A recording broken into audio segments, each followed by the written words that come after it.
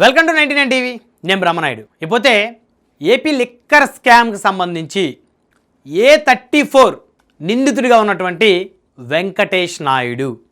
ఇప్పుడు ఈ పేరు రెండు తెలుగు రాష్ట్రాల్లో మారు మోగిపోతుంది. అస్సలు ఎవరు ఈ వెంకటేష్ నాయుడు? 2017, 2018 ఆ సమయంలో ఒక సాధారణ దిగువ మధ్యతరగతి వ్యక్తిగా ఉన్న వెంకటేష్ నాయుడు స్పెషల్ ఫ్లైట్లు, పెద్ద పెద్ద లగ్జరీ కార్లు, విలాసవంతమైన జీవితం, మరి అన్ని రాజకీయ పార్టీల నాయకులతోటి పరిచయాలు. అసలు ఎలా పాసిబుల్ అయింది? సరే, ఆ రాజకీయ పార్టీ నాయకులు, ఆ పరిచయాలు అవన్నీ మాట్లాడే ముందు అసలు ఈ ఫోటో నిన్నటి నుంచి అందరికీ మత్తి పోగొడుతుంది. హీరోయిన్ తమన్నా, ఇది ఒక ఫ్లైట్, ఇది మరి స్పెషల్ ఫ్లైటో చార్టెడ్ ఫ్లైటో కానీ ఒక ఫ్లైట్లో ఉన్నారు వీళ్ళు. పక్కన వెంకటేష్ నాయుడు ఏం చేస్తున్నాడు? ఇతను ఎక్కడ తీసుకెళ్తున్నాడు తమన్నా గారిని? అసలు ఎక్కడ కలిశారు వీళ్ళు? ఒక సాధారణమైన వ్యక్తి ప్రస్తుతం లిక్కర్ కుంభకోణంలో ఈ స్కామ్కు సంబంధించి, మరి ఈ డబ్బులు, ఈ ముడుపులకు సంబంధించి డెన్లకు ఇన్ఛార్జిగా వ్యవహరించినటువంటి ఇతను హీరోయిన్ తమన్నాతోటి ఫోటో ఎక్కడి నుంచి వచ్చింది? అసలు ఫ్లైట్ దిగిన తర్వాత ఒక కారులో ఆవిడని తీసుకొని ఎక్కడికి వెళ్తున్నాడు ఈ వెంకటేష్ నాయుడు? తమన్నాని ఎవరి దగ్గరికి తీసుకెళ్తున్నాడు ఈ వెంకటేష్ నాయుడు? ఇది చూసారా? ఈ యొక్క సర్కిల్ చూసారా? బుగ్గ కారు అంటే ఒక ప్రోటోకాల్ ఉన్న వ్యక్తులకి, ఒక హయ్యర్ అఫీషియల్స్ ప్రోటోకాల్ ఉన్న వ్యక్తులకు, ఒక మంత్రి స్థాయి వారి మాత్రమే మరి ఈ విధమైనటువంటి బుగ్గ కారును ఉపయోగిస్తారు. అది అందరికీ తెలుసు కదా. ఇప్పుడు ఎవరికి పడితే వారికి ఆ కారులు లేవు. ఇంకోటి, ఎవరికి పడితే వారికి సైరన్ వేయటం కూడా లేదు. ఇప్పుడు చట్టాలు చాలా స్ట్రిక్ట్గా ఉన్నాయి. మరి అలాంటిది ఈ వెంకటేష్ నాయుడు స్పెషల్ ఫ్లైట్లో మరి హీరోయిన్ తమన్నాని తీసుకొని మరి అక్కడ ఫ్లైట్ దిగాడు. మరి ఇక్కడ ఈ కారు దగ్గర ఈ ఫోటో అంటే మీరు చాలా క్లియర్గా అబ్జర్వ్ చేస్తే సేమ్ డ్రెస్సు తమన్నా గారిది, సేమ్ వెంకటేష్ నాయుడు సేమ్ అదే టీషర్ట్ మీద ఉన్నాడు. సో ఈ ఫ్లైట్లో ఆవిడ ఎక్కడి నుంచో ఫ్లైట్లో తీసుకొని వచ్చాడు. సో అక్కడి నుంచి ఫ్లైట్ దిగిన తర్వాత సో మరి వీళ్ళ ఇద్దరు అవే డ్రెస్సులు కదా. మరి ఈ బుగ్గ కారు చూసారా? ఈ కారులో తమన్నా గారిని వెంకటేష్ నాయుడు ఎక్కడికి తీసుకువెళ్తున్నాడు?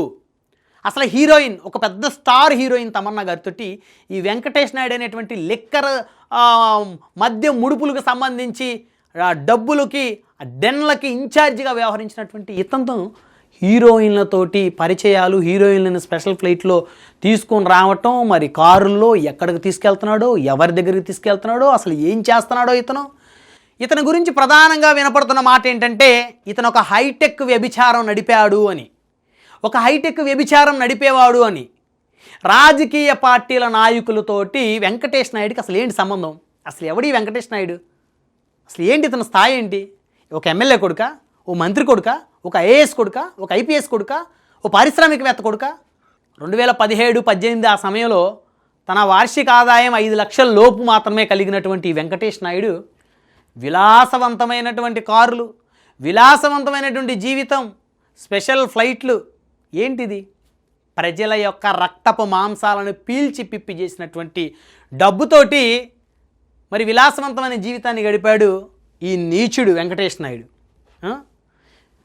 ఒక్కసారి ఈ వెంకటేష్ నాయుడు సంబంధించి అందరు రాజకీయ పార్టీ నాయకులతోటి ఇతనున్న ఫోటోలు చూస్తే మైండ్ బ్లాక్ అవుతుంది.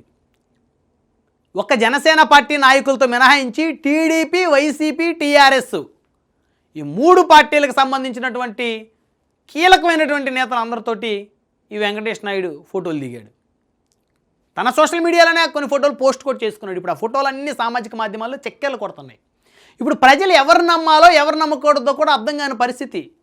మరి ఈ లిక్కర్ స్కామ్కి సంబంధించి ఒక దోషి, ఒక నిందితుడు, మరి ఈ లిక్కర్ స్కామ్కు సంబంధించిన ఒక దోషిగా ఉన్నటువంటి వ్యక్తి, నిందితుడిగా ఉన్నటువంటి వ్యక్తి, అతను చేసిన పనులు సాధారణంగా 20 లక్షలు 30 లక్షలు ప్యాకేజ్ తీసుకున్న సాఫ్ట్వేర్ ఇంజనీర్లు కూడా ఇంత విలాసవంతమైన జీవితాన్ని గడపరు. పాపం వాళ్ళు ఏదో ఒక ఫ్లాట్ కొనుక్కుంటారు, అంటే సంవత్సరానికి 20-30 లక్షలు, మళ్ళీ వాళ్ళు ట్యాక్సులు కడతారు. నెలకు వచ్చరికి 1,50,000-2 లక్షలు జీతం వరకు వస్తే మరి దాంట్లో మరి ఇంటి ఖర్చులు, మరి ఇంటి రెంట్లు, లేకపోతే ఈఎంఐలు, కారు ఈఎంఐలు కట్టుకోగా 1వ తారీఖు వచ్చేసరికి వారు మళ్ళీ జీతం కోసం ఎదురు చూడాల్సిన పరిస్థితి. మరి ఇతను విలాసవంతమైన కార్లు, లగ్జరీ జీవితం, నిజంగా ఇవి ప్రజలకు ఇప్పుడు ఎవరిని నమ్మాలో ఎవరు నమ్మకూడదో అర్థం కావట్లేదు. మొన్నటి వరకు ఇతని ఫోటోలు ఎవరితో ఉన్నాయి? చెవిరెడ్డి భాస్కర్ రెడ్డి గారితో, జగన్మోహన్ రెడ్డి గారితో, వీళ్ళతో ఉన్నాయి. ఇప్పుడు తెలుగుదేశం పార్టీకి చెందినటువంటి నాయకులతో ఫోటోలు వచ్చేసినాయి సోషల్ మీడియాలో. పెమ్మసాని చంద్రశేఖర్ గారితో ఉన్న ఫోటో, అదేవిధంగా మరి కేంద్ర విమానయాన శాఖ మంత్రిగా ఉన్నటువంటి రామ్మోహన్ నాయుడు గారితో ఫోటోలు కనపడుతున్నాయి, లోకేష్ గారితో ఉన్నాయి, చంద్రబాబు నాయుడు గారితో కనపడుతున్నాయి ఫోటోలు, కవిత గారితో కనపడుతున్నాయి తెలంగాణకు వచ్చేసరికి. మరి అప్పుడెప్పుడో తెలంగాణ ఉద్యమం సమయంలో మరి కేటీఆర్ గారితో ఫోటోలు కనపడుతున్నాయి, సబితేంద్ర రెడ్డి గారితో ఫోటోలు కనపడుతున్నాయి. అసలు ఏంటండి ఇది? మైండ్ పోతుంది ఇతను ఫోటో కలెక్షన్ చూస్తే. అంటే ఇప్పుడు ఇతని యొక్క అసలు ఎవరెవరితో ఏమేమి లావాదేవీలు నడిపాడు, ఎవరెవరితో ఏం ఫోన్ సంభాషణ చేశాడు, ఎవరెవరికి ఎవరెవరిని సప్లై చేశాడు అనేది కూడా విచారించాలని చెప్పేసి ప్రజలు కోరుకుంటూ ఉన్నారు. అసలు ఇతను అంతమంది రాజకీయ నాయకులతో ఎందుకు ఫోటోలు దిగాడు? కిషన్ రెడ్డి గారితో ఏం పని అతనికి? వెంకయ్యనాయుడు గారితో ఏం పని? కవిత గారితో ఏం పని? కేటీఆర్ గారితో ఏం పని? జగన్మోహన్ రెడ్డి గారితో ఏం పని? సరే, చెవిరెడ్డి భాస్కర్ రెడ్డి గారికి ఇతను ప్రధానమైనటువంటి వ్యక్తిగా వ్యవహరించాడు. ఆయన ఆ మద్య ముడుపులకు సంబంధించి డెన్లకు ఇన్ఛార్జిగా వ్యవహరించాడు. సరే, ఆ ఎపిసోడ్ పక్కన పెడితే అసలు హీరోయిన్లతో ఏంటి ఇతనికి సంబంధం? స్పెషల్ ఫ్లైట్లో హీరోయిన్లు తీసుకొని వచ్చి కారులో తీసుకొని ఎక్కడికి వెళ్తున్నాడు? ఏం సంబంధం? ఇప్పుడు ఎవరిని విచారించాలి అంటే విచారణ సంస్థలు చాలా వేగవంతంగా విచారించాలి. ఇక్కడ నాకు చాలా స్పష్టంగా అర్థమవుతుంది. లిక్కర్ స్కామ్, మద్యం ముడుపులకు సంబంధించి డబ్బులు ఎక్కడైతే దాచిపెట్టి ఉన్నాయో డెన్లు, ఆ డెన్లకి ఇతను ఇన్ఛార్జి.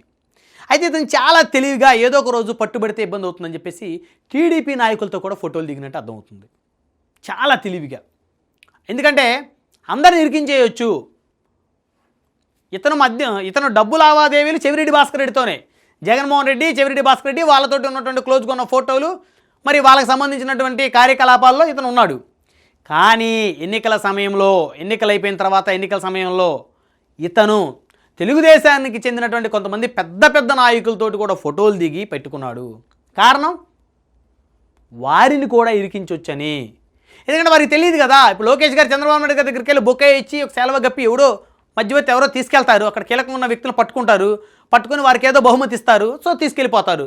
ఓ ఫోటో పొద్దున్నే చంద్రబాబు గారితో కొన్ని వందల మంది వేల మంది ఫోటోలు దిగుతారు, లోకేష్ గారితో వందల మంది వేల మంది ఫోటోలు దిగుతారు. సో అది వాటిలో మంచివాడు ఎవడో దొంగ ఎవడో తెలుసుకోలేని పరిస్థితి కాబట్టి ఫోటోలు దిగేశాడు. సో ఫోటోలు దిగి ఇప్పుడు ఆ ఫోటోలు వైసీపీ ఏమంటుంది, మరి వీళ్ళతో ఎందుకు దిగారు అని చెప్పేసి. అంటే ఇక్కడ అతను చాలా తెలివిగా నేరాలు చేశాడు, తప్పించుకోవడానికి చాలా తెలివిగా వ్యవహరించాడు. అతను ప్రయాణం మొత్తం సాగింది చెవిరెడ్డి భాస్కర్ రెడ్డి గారితో. చెవిరెడ్డి భాస్కర్ రెడ్డి గారి ద్వారా లావాదేవీలు, డబ్బులు కట్టలు లెక్కబెట్టి ఎమ్మెల్యేలకు పంపడంలో కూడా ఎన్నికల సమయంలో అతను కీలకం వ్యవహరించడం తెలుస్తుంది. సో మరి అలాంటప్పుడు అతను టీడీపీ వాళ్ళతోటి చాలా పకడ్బందీగా ఫోటోలు దిగాడు. సో ఇప్పుడు వెంకటేష్ నాయుడు మీవాడు అని చెప్పేసి టీడీపీ వైసీపీ నాయకులు మాట్లాడుకున్న పరిస్థితికి వచ్చింది. కాబట్టి అతను చాలా తెలివిగా వ్యవహరించాడు. అదేవిధంగా బీఆర్ఎస్కి చెందినటువంటి నాయకులతోటి ఫోటోలు దిగటం ఏదైతే ఉందో, నిజంగా అతను అంటే అసలు వాళ్ళతో ఎందుకు దిగాడు, మరి ఏమి డబ్బు లావాదేవీలు ఏం జరిగినాయి అని చెప్పేసి విచారించాల్సిన పరిస్థితి. ఈరోజు 2 తెలుగు రాష్ట్రాల్లో వెంకటేష్ నాయుడే ప్రధానమైనటువంటి చర్చగా మారిపోయాడు. ఒక సాధారణమైన మధ్యతరగతి కుటుంబానికి చెందినటువంటి ఒక యువకుడు తన జల్సాల కోసం, విలాసవంతమైన జీవితాన్ని గడపడం కోసం తాను చేసినటువంటి అకృత్యాలన్నీ ఇన్ని కాదు. సో కాబట్టి విచారణ వేగవంతంగా జరగాలి, పారదర్శకంగా జరగాలి, ఇలాంటి నీచులకి కఠినమైన శిక్ష పడాలి, ప్రజల డబ్బు ప్రజలకి చేరాలి అని అందరూ భగవంతుని ప్రార్థిస్తున్నారు. మరి ఈ మధ్య ముడుపులకు సంబంధించి మరి ఆ డబ్బు ఎక్కడెక్కడికి వెళ్ళింది, ఎవరెవరి జేబుల్లోకి వెళ్ళింది, ఎక్కడెక్కడ విలాసవంతమైనటువంటి భవనాలు కొన్నారు, అదేవిధంగా స్థలాలు కొన్నారు, పొలాలు కొన్నారు, మరి అవన్నీ కూడా వెరిఫై చేసి మరి ఎప్పటికీ మరి ఆ డబ్బు రికవర్ అవుతుందో తెలియదు. కానీ ఈ నీచుని మాత్రం కఠినంగా శిక్షించాలని చెప్పేసి కూడా అందరూ కూడా కోరుకుంటా ఉన్నారు.